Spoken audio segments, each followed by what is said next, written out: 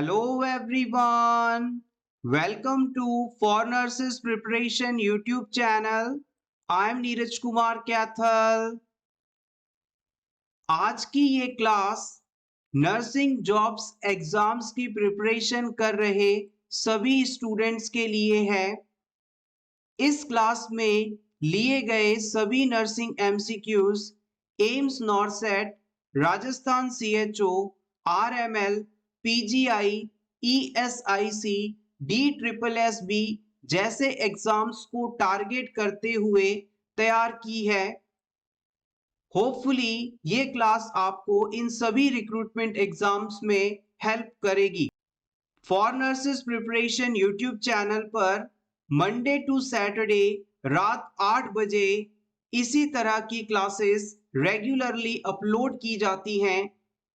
Nursing recruitment से related information और इसी तरह की एमसीक्यू क्लासेस को रेगुलरली पाने के लिए आप for nurses preparation YouTube channel को सब्सक्राइब कर सकते हैं। क्लास को पूरा देखने के बाद यदि आपको क्लास अच्छी लगे तो प्लीज इसे लाइक कर दीजिएगा और इसे अपने दोस्तों के साथ शेयर करके उन्हें भी नर्सिंग ऑफिसर बनने में हेल्प जरूर करें। So friends, let's begin our today's MCQ class. Question is find the incorrect option. इनमें से इनकरेक्ट ऑप्शन कौन सा है उसे आपको ढूंढना है। Option A, measles vaccine should be given at 9 months of age. Measles की वैक्सीन 9 महीने की उम्र पर लगाई जाती है। Option B, dose of hepatitis B vaccine is 0.5 ml intramuscular route at birth 1 month and 6 months। Hepatitis B का vaccine intramuscular route से लगाया जाता है। 0.5 ml इसकी डोज होती है और 1 महीने और 6 महीने की उम्र पर लगाया जाता है। Option C, BCG vaccine given at birth via intradermal route, dose is 0.05 ml to prevent TB। BCG vaccine जन्म के समय इंट्राडर्मली लगाया जाता है। इसकी डोज 0.05 ml होती है और ये टीबी डिजीज से प्रिवेंशन हेतु लगाया जाता है। Option D, rota virus vaccine given by intranasal root. Rota virus vaccine को हम इंट्रानेजल रूट से लगाते हैं। कौन सा ऑप्शन यहाँ पर सही नहीं है ये आपको बताना है।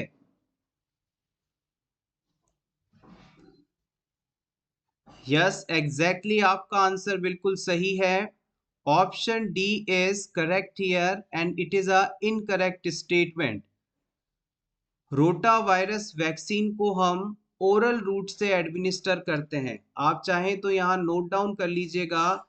रोटा वायरस वैक्सीन जो है डायरिया डिजीज के ट्रीटमेंट हेतु इस्तेमाल किया जाता है। बच्चों के अंदर रोटा वायरस के कारण बहुत ज़्यादा डायरियल कंडीशन देखने को मिलती है। इसी से प्रिवेंशन हेतु रोटा वायरस वैक्सीन लगाया जाता है। इसे हम ओरल रूट से एडमिनिस्टर करते हैं और इसकी जो डोज होती है वो होती है 5 ड्रॉप्स ओरली। ऑप्शन 1 में बताया गया है मीजल्स वैक्सीन 9 महीने की उम्र पर लगाया जाता है। ये बिल्कुल सही स्टेटमेंट है और याद रखिएगा मीजल वैक्सीन के अंदर डाइल्यूएंट के रूप में डिस्टिल वाटर का इस्तेमाल किया जाता है। यहाँ पर distil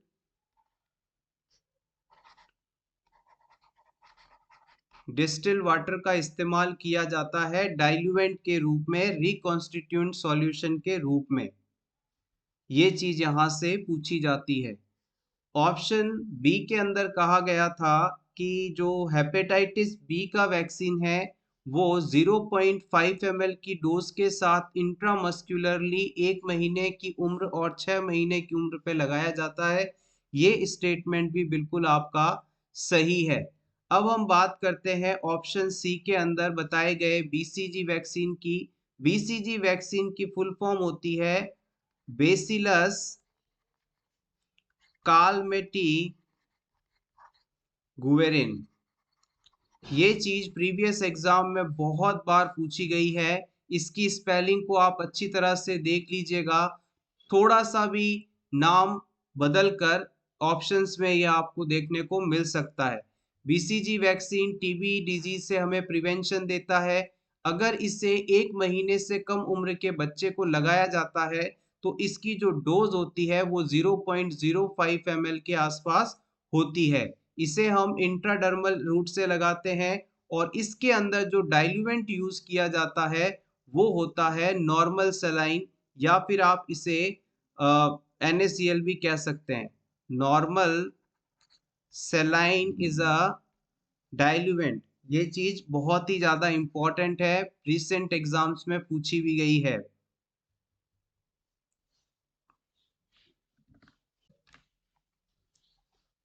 next question, a client with schizophrenia is admitted to the inpatient mental health unit.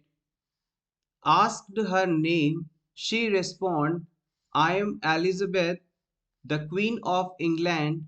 Which should the nurse recognize this client statement is indicating? आप मेंटल हेल्थ यूनिट में ड्यूटी पर हैं। आपको ऐसा पेशेंट मिला जो कि सिजोफ्रेनिया से सफरिंग था।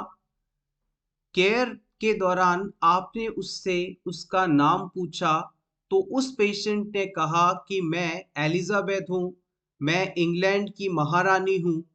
इस स्टेटमेंट को सुनकर आप इस पेशेंट में कौन सी कंडीशन होना आइडेंटिफाई करेंगे? Option A visual illusion, option B loose association, option C grandiose delusion, option D auditory hallucination. Question को समझिएगा। पेशेंट कहता है मैं क्वीन ऑफ इंग्लैंड हूँ, इंग्लैंड की महारानी हूँ। अपने आप को ये पर्सन बहुत ही ज्यादा बड़ा मान रहा है। अब इस क्वेश्चन का आंसर होपफुली आप दे पाएंगे।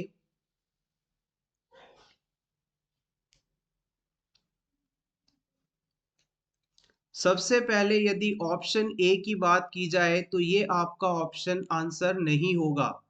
इल्यूशन शब्द का मतलब होता है miss interpretation of a object, यानी कि रास्ते में अंधेरा होने के कारण वहां पड़ी रस्सी को आपने सांप समझ लिया, तो ये एक विजुअल इल्यूशन का उदाहरण है। तो ये आपका आंसर नहीं हो सकता। इसके बाद ऑप्शन बी लूज एसोसिएशन की बात करें तो ये भी आपका आंसर नहीं होगा। लूज एसोसिएशन का मतलब होता है कि किसी भी व्यक्ति की थिंकिंग के अंदर प्रॉब्लम होना, जो कि उसकी बात करने से हमें समझ में आती है। जैसे कि मेंटली इल पर्सन जिसे लूजनिंग एसोसिएशन कंडीशन है, तो जब भी वो कोई बात कर रहा होगा तो एक टॉपिक से दूसरे टॉपिक में वो बिना किसी रिलेशन के खुद को शिफ्ट करता जाएगा। जैसे अभी किसी चीज के बारे में बात कर रहा है, उसकी अगले ही लाइन में कोई ऐसी बात करेगा जो कि उससे बिल्कुल भी रिलेटेड नहीं है और प्रीवियस बात को उसने कंप्लीट भी नहीं किया है। जैसे कि मान लीजिए मैं ट्रेन से जा रहा था, खाना खा रहा था, मैं सो गया, मैं कुछ भी मतलब इस तरह से बोलेगा जैसे कि एक दूसरे से वो चीज रिलेटेड ना हो और प्रीवियस बात से इसका कोई लिंक ना हो, तो ये कंडीशन लूज एसोसिएशन कहलाएगा। ऑप्शन डी के अंदर ऑडिटरी हेल्यूसिनेशन दिया गया है, ये भी आंसर नहीं होगा। हेल्यूसिनेशन शब्द का मतलब है कि कोई भी एक्सटर्नल स्टिमुलाई है ही नहीं, है ही नहीं, यानी कि उस व्यक्ति को ऐसी कोई आवाज सुनाई देगी जो कि वास्तव में वहां है ही नहीं। This is called auditory hallucination. तो इन तीनों में से कोई भी कंडीशन यहाँ पर नहीं है। तो फाइनली हमारे पास ऑप्शन सी बचता है, ग्रैंडियोस डेल्यूशन। ग्रैंडियोस डेल्यूशन क्या होता है? इस प्रकार की कंडीशन में पर्सन खुद को ग्रेट समझता है, सबसे बड़ा, सबसे पावरफुल समझता है। डेल्यूशन के बारे में आप चाहें तो नोट कर लें, प्रीवियस क्लासेस में हमने इसके बारे में डिस्कस भी किया है। डेल्यूशन का मतलब होता है फिक्स्ड, फॉल्स,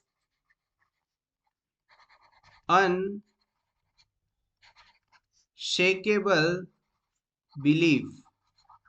यानी कि व्यक्ति को कोई ऐसी बात दिमाग में बैठ जाए जो कि झूठी है, और कितना भी उसे तर्क दिया जाए, प्रूफ दिया जाए, वो उस बात को गलत मानने के लिए मंजूर ना हो उसे, वो इस बात को ही फिक्स माने, तो ये कंडीशन डेल्यूशन कहलाता है।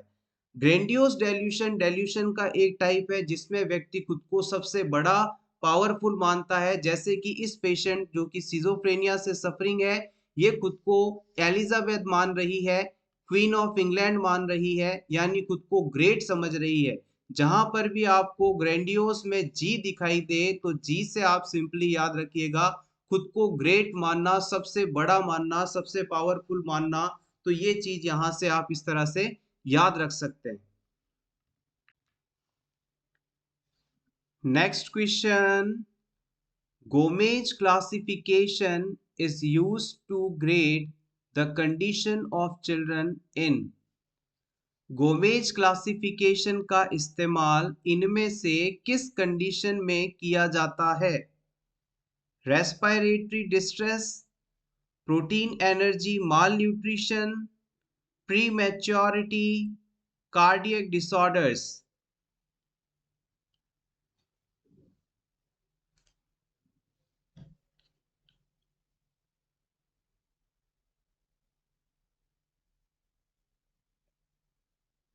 इंपॉर्टेंट क्वेश्चन है, प्रीवियस एग्जाम में इस चीज को पूछा भी गया है।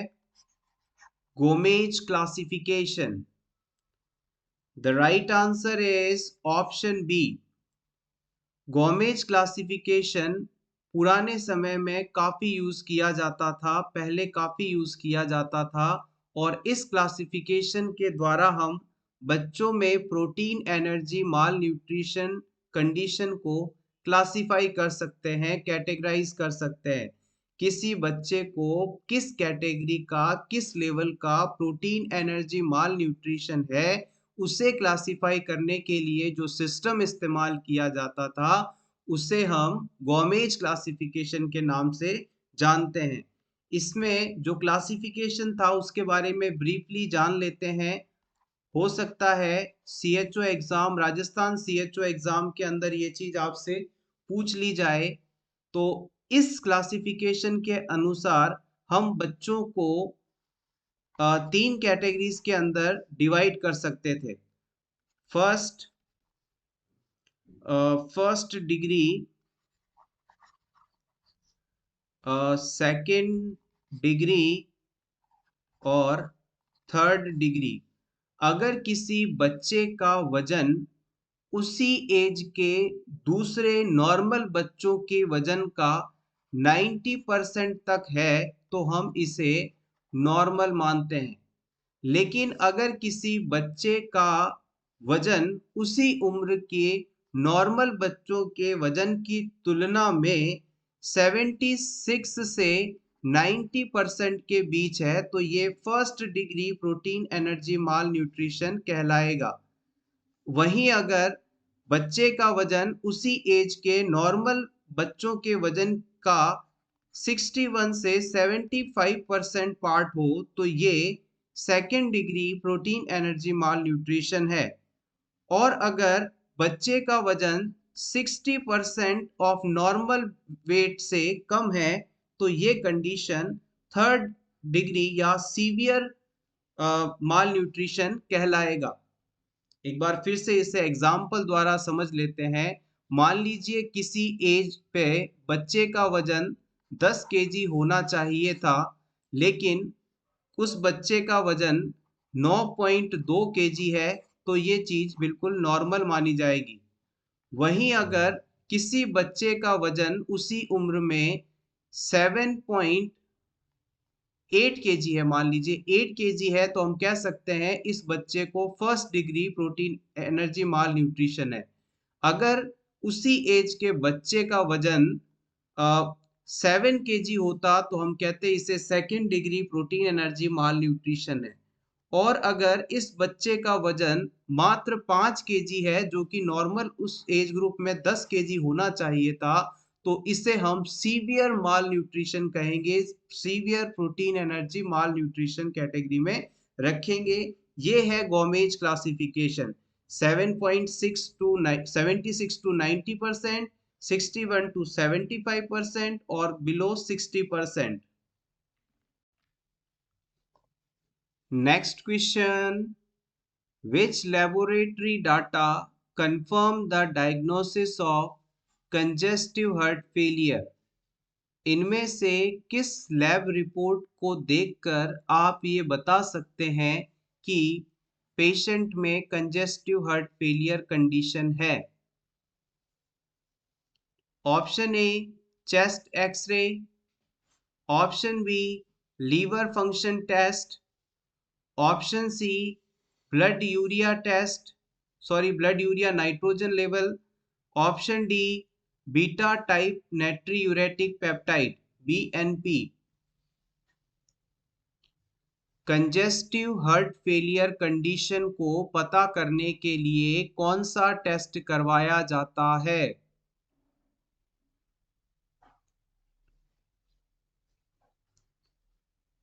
The right answer is option A chest x ray.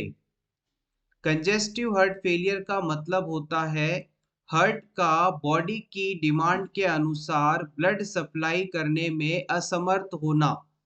इस चीज को आइडेंटिफाई करने के लिए चेस्ट एक्सरे करवाना एक इम्पॉर्टेंट डायग्नोसिस टूल के रूप में देखा जाता है।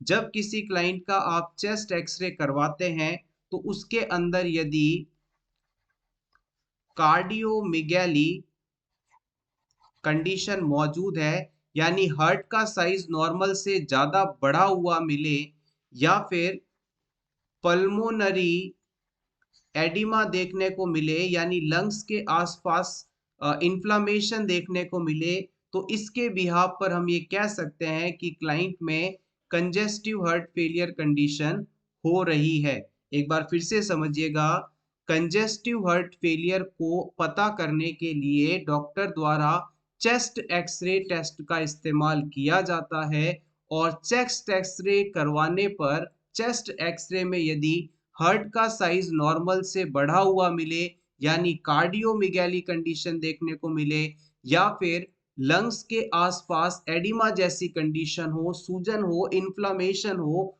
फ्लूइड का एक्यूमुलेशन हो, तो ये कंडीशन कंजेस्टिव हार्ट फेलियर होने को कंफर्म करती है।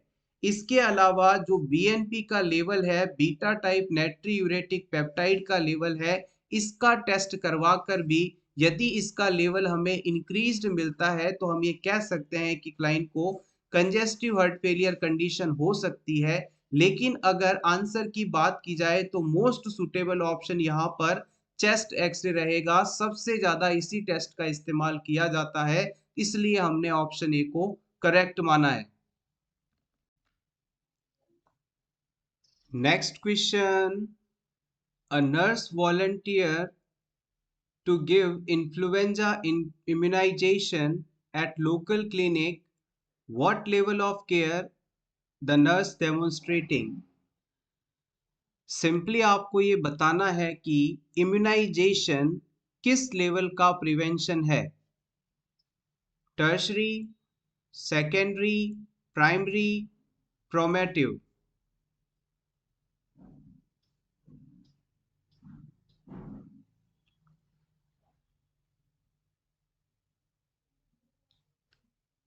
The right answer is option C, primary level of care. Vaccination किसी भी डिजीज के होने से पहले किया जाता है ताकि व्यक्ति में भविष्य में वो डिजीज ना हो। डिजीज का एब्सेंट होना प्राइमरी प्रिवेंशन को बताता है, तो यहाँ पर वैक्सीनेशन या इम्यूनाइजेशन प्राइमरी प्रिवेंशन या प्राइमरी केयर के रूप में इंक्लूड किया जाएगा। Option C correct. Next question, total period of one cardiac cycle is. एक कार्डियक साइकिल में कुल कितना समय लगता है ये आपको बताना है। 0.5 सेकेंड, 1.2 सेकेंड, 1 सेकेंड, 0.8 सेकेंड।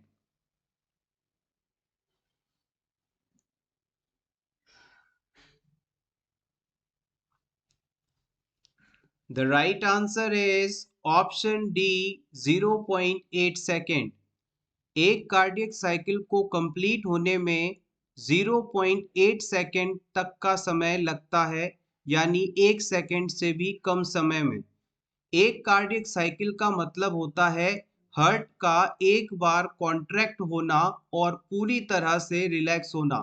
एक कॉन्ट्रैक्शन और पूरा डायलेशन मिलाकर एक कार्डियक साइकिल बनता है, यानी कि 1 मिनट में लगभग हमारा जो हार्ट है अराउंड 72 बार बीट करता है। तो आप देखेंगे कि 60 सेकेंड्स यानी 1 मिनट में 0.8 सेकेंड के रेट से ये कंप्लीटली नॉन स्टॉप फंक्शनिंग रहता है। नेक्स्ट क्वेश्चन, इस क्वेश्चन को तो आप बिल्कुल याद करके ही जाइएगा। इस क्वेश्चन को बहुत ज्यादा पूछा जाता है। Very very very most important question. Which vitamin deficiency in antenatal period associated with congenital neural tube defect. Antenatal period यानी प्रेगनेंसी के दौरान, गर्भावस्था के दौरान शरीर में किस विटामिन की कमी होने पर न्यूरल ट्यूब डिफेक्ट्स हो जाते हैं। Vitamin K, vitamin D, thiamine, folic acid.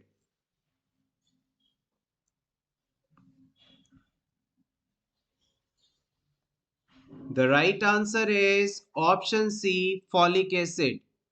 अगर प्रेगनेंसी के दौरान फॉलिक एसिड यानी कि विटामिन बी 9 की शरीर के अंदर कमी हो जाए तो इससे न्यूरल ट्यूब डिफेक्ट हो जाता है।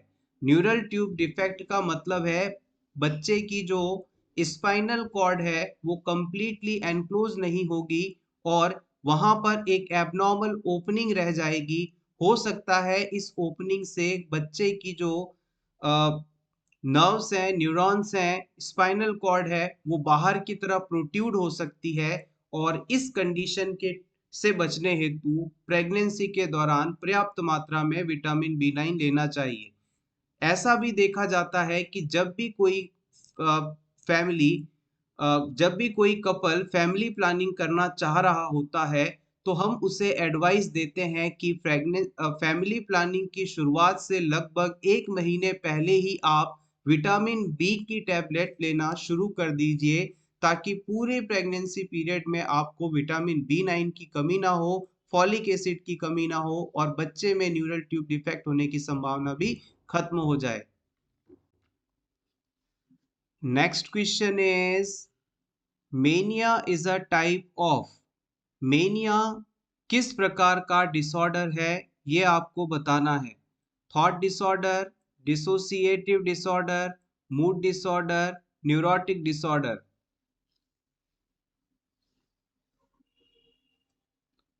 आई होप जो लोग हमारे रेगुलर व्यूअर्स हैं वो इस क्वेश्चन का आंसर गलत नहीं करेंगे। प्रीवियस एग्जाम में इसे पूछा गया है। प्रीवियस क्लासेस में भी हमने विट्रिक इसे आपको बता भी रखा है। यस एग्जैक्टली आप बिल्कुल सही हैं। Option C is correct here. M for mania and M for mood. M for mania, M for mood, इस तरह से आप याद रखेंगे। मेनिया एक मूड डिसऑर्डर है। मेनिया वह कंडीशन होती है जब पर्सन खुद को बहुत ज्यादा एक्साइटेड स्टेज में लगातार रखता है, उसका मूड लगातार एलिवेटेड रहता है, हाई रहता है। This is called mania condition. इसे आप सिंपली याद रखना चाहें तो डिप्रेशन का ऑपोजिट मान सकते हैं। डिप्रेशन का बिल्कुल ऑपोजिट कंडीशन है mania.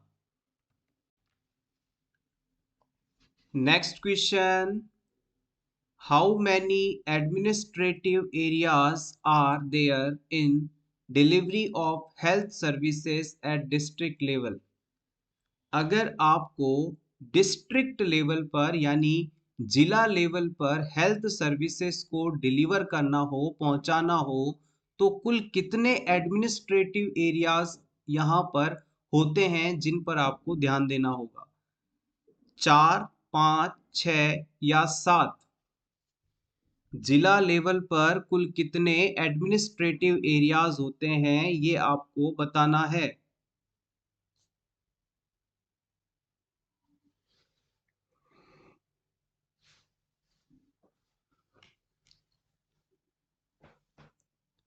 The right answer is option C, total 6 areas। हर जिले के अंदर डिस्ट्रिक्ट यानी जिला, हर जिले के अंदर टोटल 6 एडमिनिस्ट्रेटिव एरियाज होते हैं।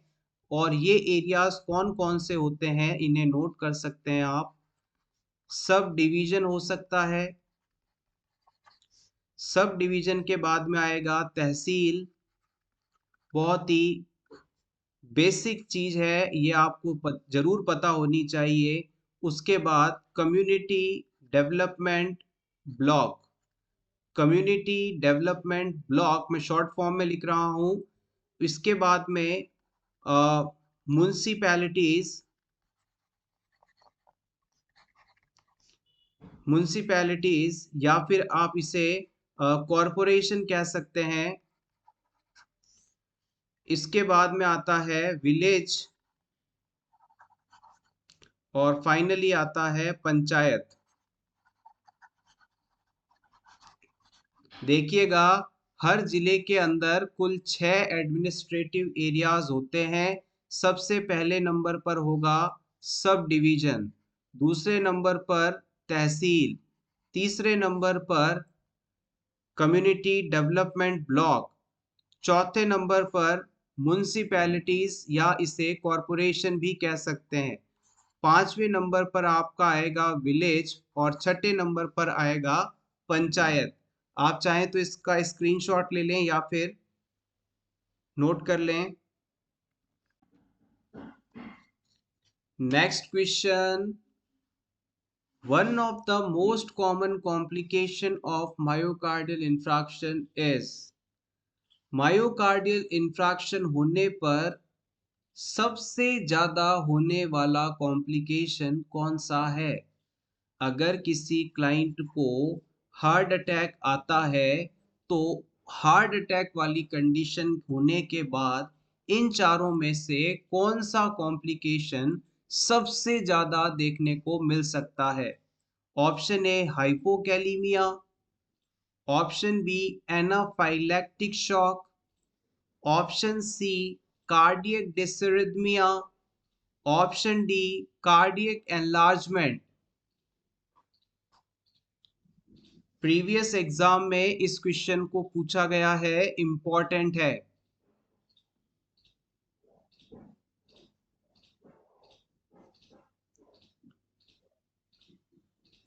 The right answer is option C cardiac डिसरिथमिया।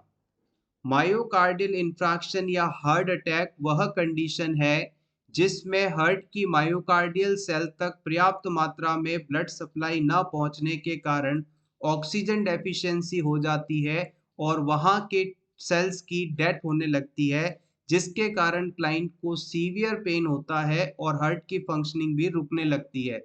यही कंडीशन मायोकार्डियल इंफ्रैक्शन है। इस कंडीशन के होने के बाद लगभग 80% पेशेंट्स के अंदर कार्डिक अरिथमिया, कार्डिक डिसरिथमिया देखने को मिलता है। यानी कि जो हार्ट की रिदम है, कॉन्ट्रैक्शन रिलैक्सेशन की जो रिदम है वो डिस्टर्ब हो जाती है। तो ये कंडीशन कार्डिक डिसरिथमिया कहलाती है और ये मोस्ट कॉमन कॉम्प्लिकेशन देखा जाता है हार्ट अटैक के पेशेंट्स में। 80% पेशेंट्स में ये आपको देखने को जरूर मिलेगा।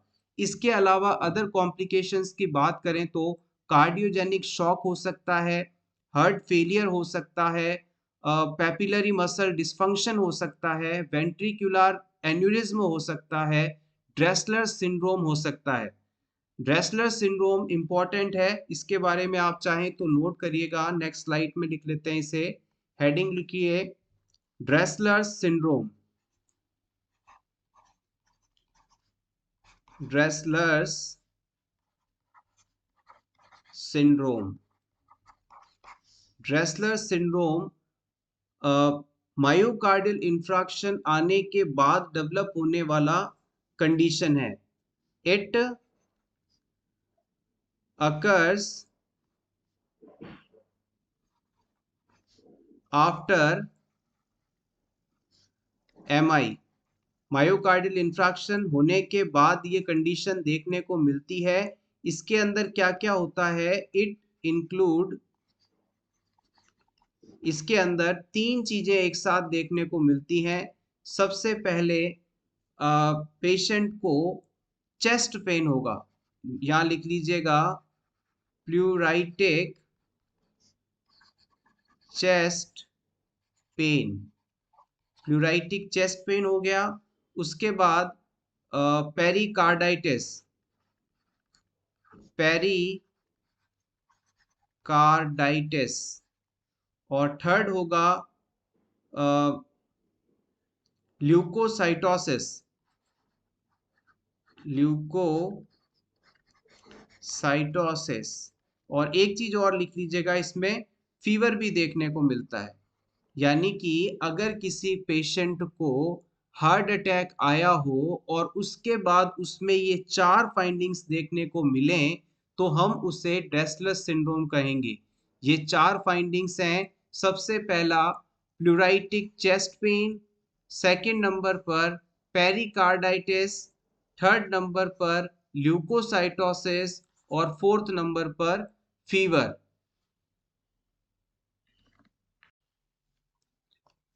Next question. Tetanus immunoglobulin is an example of। Tetanus immunoglobulin किस प्रकार की इम्यूनिटी का एग्जाम्पल है? Natural active immunity, natural passive immunity, artificial active immunity, artificial passive immunity.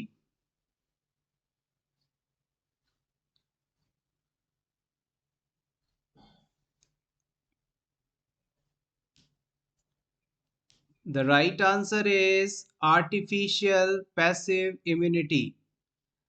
Artificial शब्द यहाँ पर इसीलिए इस्तेमाल किया गया है क्योंकि टिटनस इम्यूनोग्लोबुलिन को किसी और व्यक्ति द्वारा शरीर के बाहर तैयार किया जाता है। और पैसिव इसलिए कहा गया है क्योंकि अफेक्टेड पर्सन की बॉडी में ये प्रिपेयर नहीं होते। और इम्यूनिटी शब्द का मतलब आप जानते ही हैं, रोग प्रतिरोधक क्षमता, यानी रोगों से लड़ने की क्षमता। तो टिटनस इम्यूनोग्लोबुलिन उन लोगों को दिया जाता है जिनमें चोट लगने के बाद बड़ा घाव हो, कंटैमिनेटेड वुंड हो और तुरंत उन्हें ट्रीटमेंट की आवश्यकता हो। तो इम्यूनोग्लोबुलिन यानी टिटनस एंटीबॉडीज तैयार जो फॉर्म में होती हैं उन्हें दिया जाता है। सो एवरीवन, ये थी हमारी आज की नर्सिंग एमसीक्यू क्लास। होपफुली ये क्लास आपको अच्छी लगी होगी।